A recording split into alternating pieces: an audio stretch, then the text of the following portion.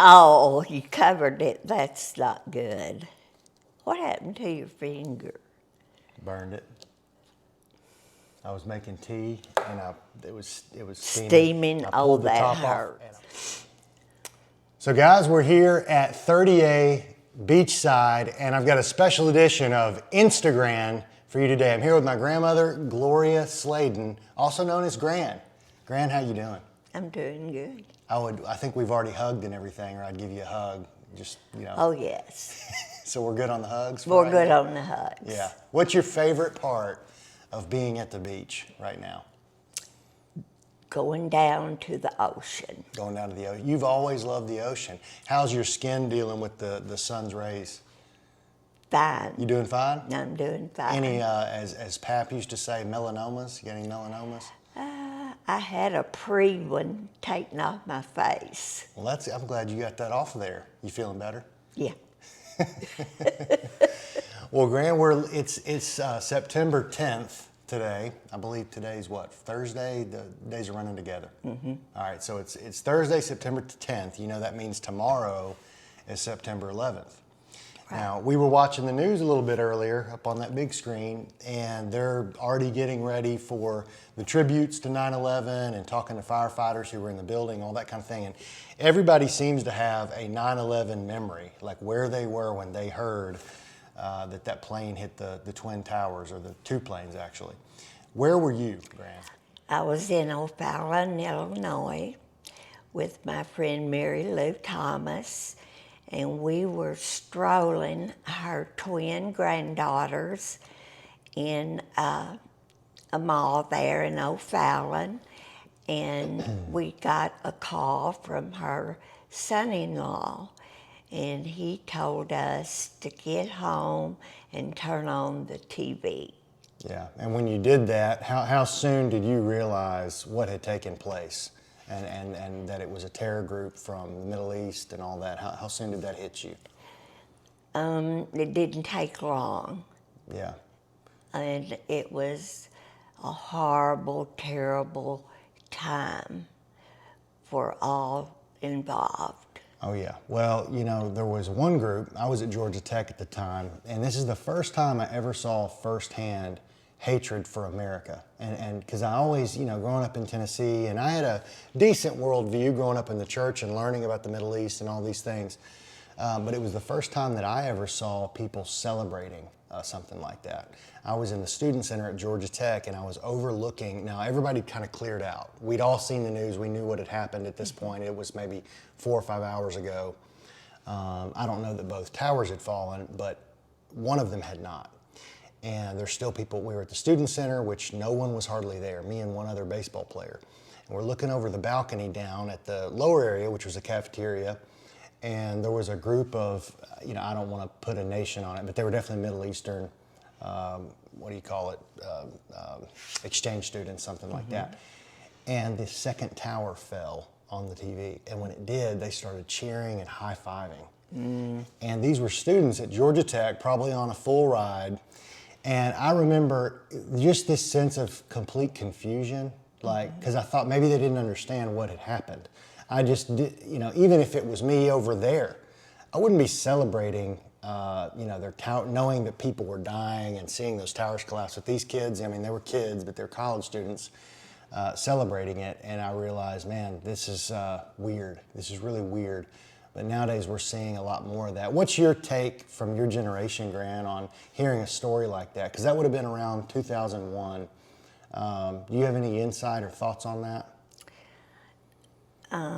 Well, I guess growing up, I always heard my dad talking about bombing, but never this.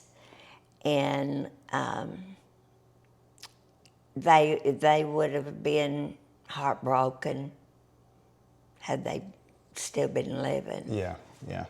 Well, it's such a weird thing to even try to put all that together with Middle Eastern students versus your era and your parents, and two very different things. Mm-hmm.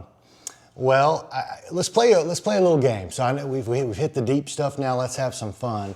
So Gran, for those of you who don't know, she's pretty opinionated. She has her quick takes on things that she sees in culture, and whether she's right or wrong, that's going to be left up to the judge and jury, which is you guys to decide.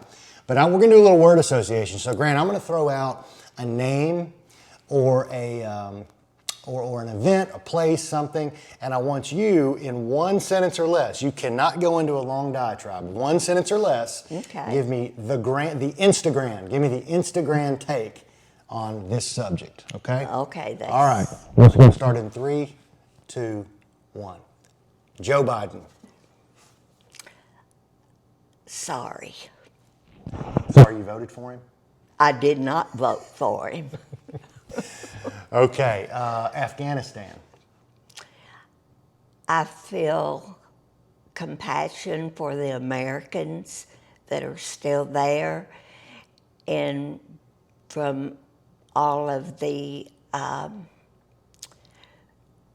history they're telling that happened as far as our... All right, there's your one sentence. Southern border. No! It's InstaGRAN. It's not long. We need to change. We'll go back. Okay. We'll go back. This is InstaGRAN. What? Southern border. They should have followed Trump's Plan. of building that wall. Should they finish the wall now? Yes. Do you think that I'm a bigger terror threat to this nation or terrorists crossing the southern border? Terrorists crossing the southern border. Well, Joe, this will be a longer question, but Joe Biden's what's it called? Department of Homeland Security. Mm-hmm. They just listed the greatest domestic terror threats to our nation. And they said, number 1 is people who question the election results. Number 2 are people who push back against the COVID measures. Mm-hmm. Well, I do both of those. So apparently your grandson, I'm one of the greatest threats facing this nation today.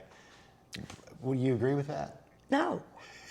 What do you think about an administration that would say that? They're not really telling the truth. Do you think they're doing the best they can with what they know, or do you think they're purposely trying to sabotage this country's strength? I think they're purposely trying to make us a communist country. You heard it here. I think you're right. Kamala Harris. All I know she can do is laugh. Okay.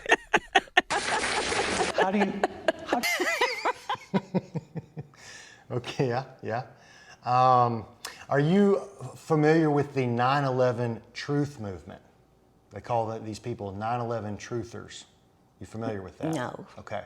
Well, I'll give you a quick summary of what that is, and then you tell me your thoughts. So a 9/11 truther is someone that believes that the 9/11 terrorist attack was an inside job, meaning that our government knew it was going to happen, mm-hmm. that those towers, there's no way they would have fallen the way they did had a plane hit them, and that even as far as George Bush sort of knew that it was going to happen. So it was a big show in order to get us into wars for different reasons. I won't get into those reasons.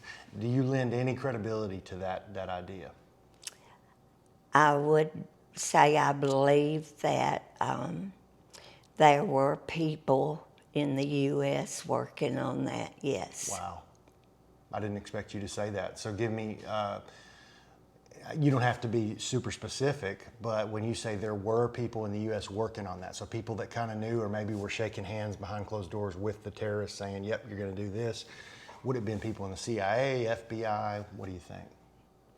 I think it would be people from that country that were over here learning our ways and how to accomplish. Okay, yeah, okay. So Americans that were actually still more connected to their home country of whatever, more connected to Al-Qaeda. Mm-hmm. Okay, that makes sense. Donald Trump. I feel that he did the best for America that any president I have witnessed in my lifetime. That's a strong statement. favorite beach in the world? Oh my gosh. Yeah, I know. You get to go to any beach in the world for 2 weeks, all expenses paid. Well, I've been to the Cayman Islands twice, and that beach is beautiful. I've never been. Clear water and all? Siesta Key Okay. would be here. Siesta Key would be your favorite here? Yes, in Okay. Sarasota. So between Siesta Key and Cayman. Right. All right. Have you ever made it out to Australia? Not yet. Do you want to go now? Have you heard? No. Have you seen what's going on out there? Yes. I think that trip will have to be marked off. Okay. Yeah, they've gone full communist. They really have. Yeah. Favorite grandson? Oh my gosh, that's not good. There's your one sentence. There's your one sentence. That's good enough. Jack, you heard that. She couldn't answer. She couldn't answer, buddy. What do you think about the news these days? I think the news is very depressing, a lot of untruth, and I just don't watch it much anymore. It's too depressing. I like that word untruth. I feel like we've got too many people trying to sound all smart saying, oh, it's disinformation. Well, you just learned a new vocabulary word, didn't you? Yeah. All these people that are too smart for their own good. They're actually not that smart. No. Educated beyond their intelligence, I think. End times, Gran. What do you hold to a post-millennial end times eschatology, a premillennial, or do you just not even worry about all that? Tell me where you stand. I stand by revelation, Okay. and I see and feel a lot of what was going to happen is happening. And as to when that will be, I don't know. When you say that, there's a lot of that's in Revelation. Okay. What's the big that for you?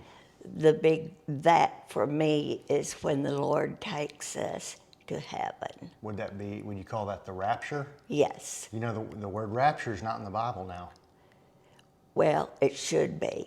It's in mine. Well, you know what it says in Revelation, for he who adds anything to this book, it'd be better for a millstone to be tied around their neck, I believe. Well, I don't know what Bible that is. Did you think the word rapture was in the Bible? Uh-huh. It's not. It's not? No. It does talk about people being taken in the twinkling of an eye, but rapture is an American newer word. Oh, But, okay. yeah, there actually isn't a word for that in the Bible. So you believe in rapture, then there's going to be a tribulation. Yes. Where is the Antichrist going to first show up? Where does he proclaim himself God? Where does that happen? Well, I feel like he'll come out of Rome. Rome, okay. Where that Birthplace, or where he, because there's a specific place in the Bible in Revelation where he goes to and then comes and establishes his presence as God on earth. The false Christ, the Antichrist. You've caught me on a blank. Well, that's okay. It's the temple, the Jewish temple. That's right. The third That's right. rebuilding. Did you know right now they are establishing plans to rebuild the temple? Yes, I did know that. Yeah. So we're if you look at Revelation, and now you would hold to, Gran, you may not have the language around this, and I'm not super smart. I just recently learned all this. You sound like you hold to the traditional kind of American view of a pre-millennial, pre-tribulation eschatology, meaning the rapture happens, the tribulation happens for 7 years. At the end of the 7 years is Christ's return. Then there's a 1,000-year period on the earth. Now that always has sounded weird to me. It's always just felt like, nah, that can't be real. That can't be true. Like, you got these 1,000 years where Jesus Christ is walking around on the earth, and you've got these, human beings that are in their heavenly bodies in this like palace in the New Jerusalem, but there's still unsaved people roaming around out there, like Yes. little miscreants of society. Now, how in the world now at the end of that 1,000 years comes what? The end times. Well, Armageddon. Oh, right? my garden, yes. Did you say "Oh my garden"? No, I meant to say, I hope I didn't. Armageddon, Armageddon, yes. yeah. But I just don't see how, like, if you got Jesus on the earth, you got all these people with like their heavenly bodies, like the power of flight, walking through walls, and this other little like miscreants that have no powers are going to like even hold a candle to us, to Jesus. How are they going to even fight? How's it going to be a big battle?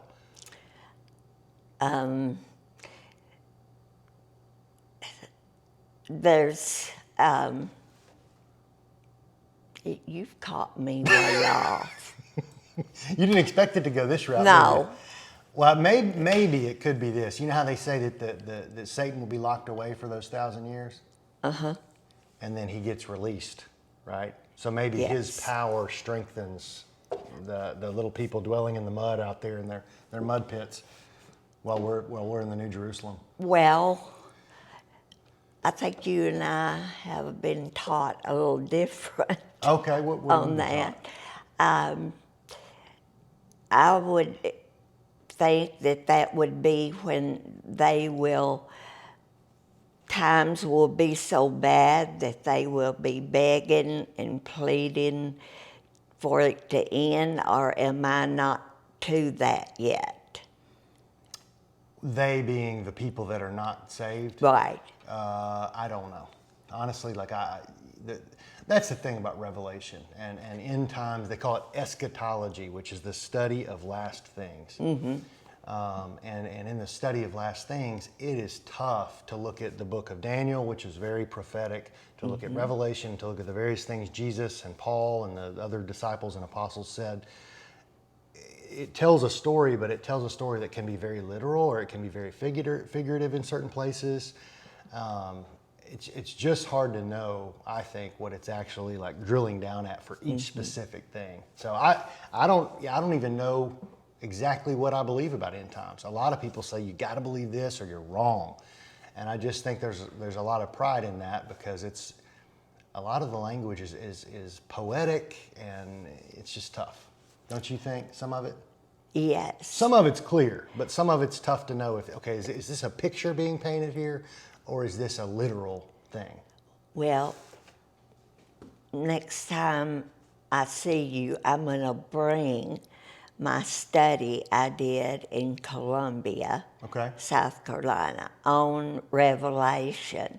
And this very brilliant lady made the study, which was gone over by the educational minister at the church. Okay.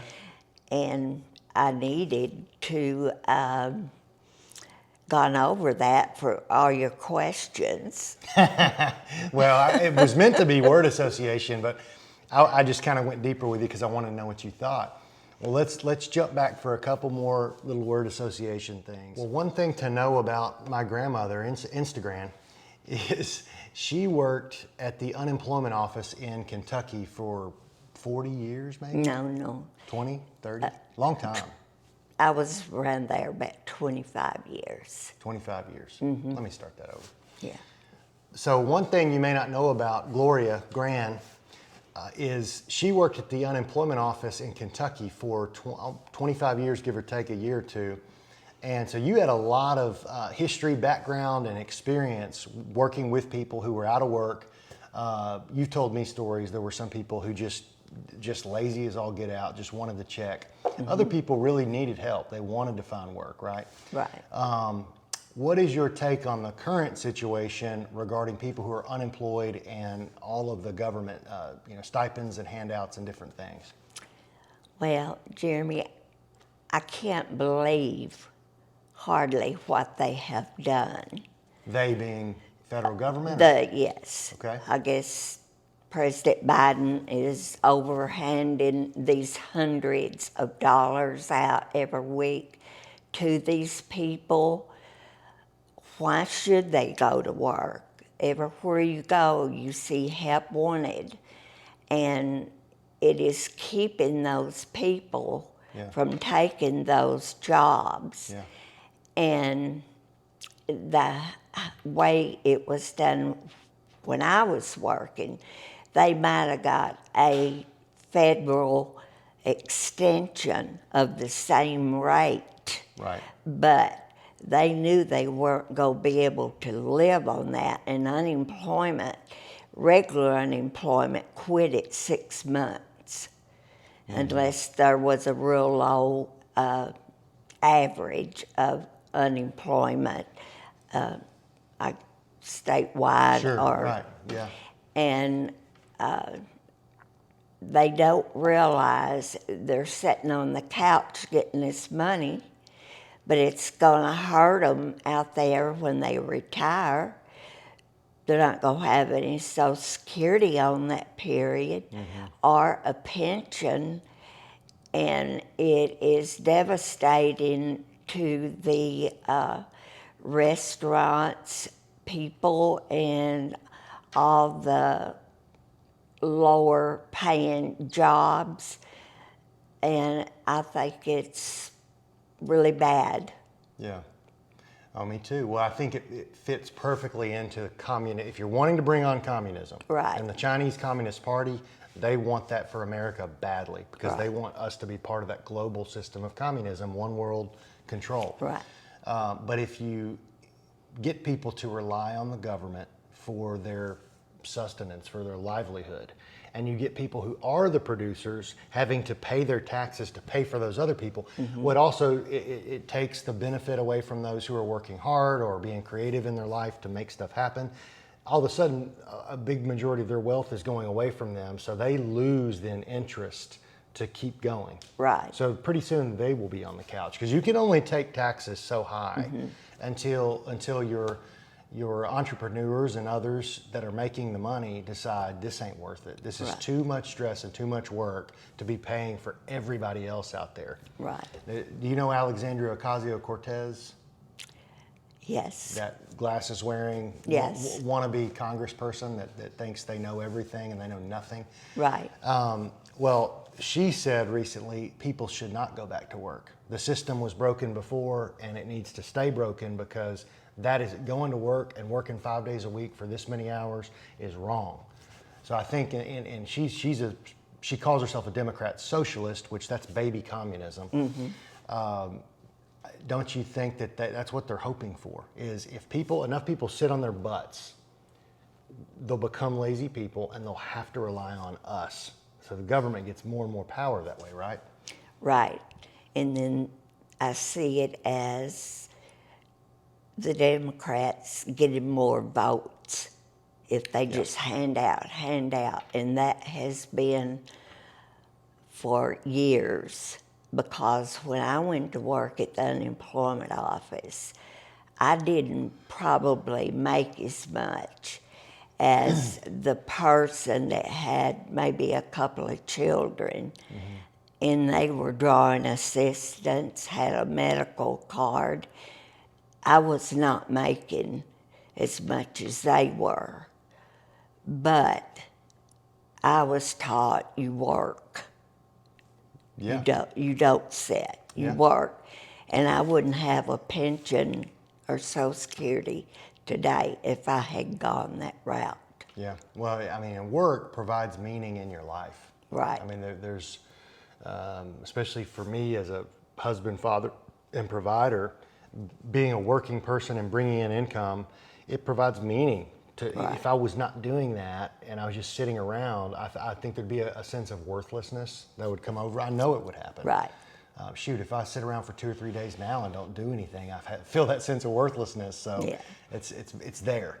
All right. So I want to ask you one more question. Have you thought any more about the vacation I've told you about from a long time ago, where you and I go to Alaska and we stay in an igloo for a week or two, and enjoy looking at the polar kind of creatures, maybe some of those furry white seals and polar bears, and maybe sea lions. What do you think about that? I think we need to change it and go to Greece. Greece. Yes. Now you talk about a place that's, I don't know how they're doing right now, but they went completely bankrupt. You know that? Yes. I don't know. But I do know people that have been, Recently? yes. Okay. Well, maybe it's tourism. And it's beautiful. And from what I've seen on TV, and I believe it would be in the British Isles, would be so pretty. We'll change it then. Okay. We won't do Alaska. Couple more rapid fire word association, Gran. This is the Oh, true InstaGRAN moment. 2 words or less. That's all you get. Oh, boy. You can do 1 or 2 words to describe the following topics. Okay. Ready? Social media. Let's see. Line. Lying. Okay. Bill Gates. Control. Control. Gosh, now I'm hitting a blank. What about the shots? Vaccines. I feel at this point, and I have had my 2 vaccines, but I see it going into a very controlled organization or the government. Oh yeah. Well, the Democrats already have a bill out, and if it gets approved, it's saying that no unvaccinated person in the United States can fly. You can't cross state lines. I mean, it's straight up like locking you down in your home. So I'd be in trouble because I'm not vaccinated. You think that's fair? No. Do you And know I the think most, you're smart. you know the most recent bill put out by the Democrats is 6666 from a Democrat in New York, and it's the Tracing Act. It's to track people who are unvaccinated. Okay. 6666. Yeah. How about that? You know, Bill Gates, for the world, he wants to create a world ID system, okay, done with an implantable hydrogel underneath your skin, okay? You can look all this up. You know what he titled it? World ID 2020 060606. Why would he do that? Is that the mark of the beast? I'm asking you why. He didn't believe in that stuff. He didn't? He doesn't. He would say, I don't believe in the mark of the beast. I'm just trying to give everybody an identification. It's tough for people to get ID. Well, the number 6 is the end? No. Well, the number 666 is the mark of the beast, according to Revelation. Okay. So I'm just saying, don't you think it's kind of weird that all these 666s are showing up? Maybe not. Really? Yeah. This has to do with implantable stuff in your skin, and he's titling it 666, and that's not weird? Well, I was getting past that. Okay, okay. Okay. Tell me where you're going. After we have this chip or whatever Okay. implanted in us, then that is when we hopefully have the rapture and leave this place. Would that be at the right time? Well, you'd hope before that. Before that, Yeah. okay. Well, according to the Bible, it says anyone who takes the mark, Right, anyone who takes the mark cannot enter the kingdom of heaven. right. So, anyway, I don't want to end on a sad or scary note there. Tell me about, gosh, I'll probably edit this part out too. Okay, next in Gran's life. So you're here now at 30A in this new wonderful beach house right here at a beautiful beach, spending time with your grandkids and your great grandkids, Sage and Jace, this time around. Who of my 2 sons, Sage and Jace, who is more likely to come up and cuddle with Gran and talk to Gran right now? Sage. Sage? Yeah. Sage is pretty open, isn't he? Well, Jace hasn't been around me as much. That's right. Yeah. He can be a little shy too. Where are you going next? Where's Gran's next big adventure? Well, I'll be going home. Where's home? Where's home right now? Where's home? Somerville, South Carolina. Somerville, South Carolina. And I'll be getting prepared to have a knee replacement this fall. Well, that's fun. No, sure. Yeah, you've been struggling with that knee, hadn't you? Yes, Well, they'll get you right. You gonna do your rehab? sure. Or are you gonna do like Catherine's dad and just, Oh, Lord, don't put that on there. I'm putting it on there. No, I'll do my rehab. If I was just gonna sit, I wouldn't go through the pain. Yeah. Now do your rehab. That I way- do want to go to Greece and Well, we gotta do keep Greece. on keeping on. I'm still got my fingers crossed that we turn this thing around globally. Then you and I can go to Australia. You know, hopefully we'll hope for a warm week up in Alaska. Maybe we'll get you a warm week. A warm week, okay. But Gran, thanks for coming on J Slay Made in the USA. It was fun having you. Thank you, Jeremy. All right, love you, Gran. I love you. Okay, bye-bye. Bye. See you later. Lord, you got me where I didn't know anything about the Bible. It's fun to, part of the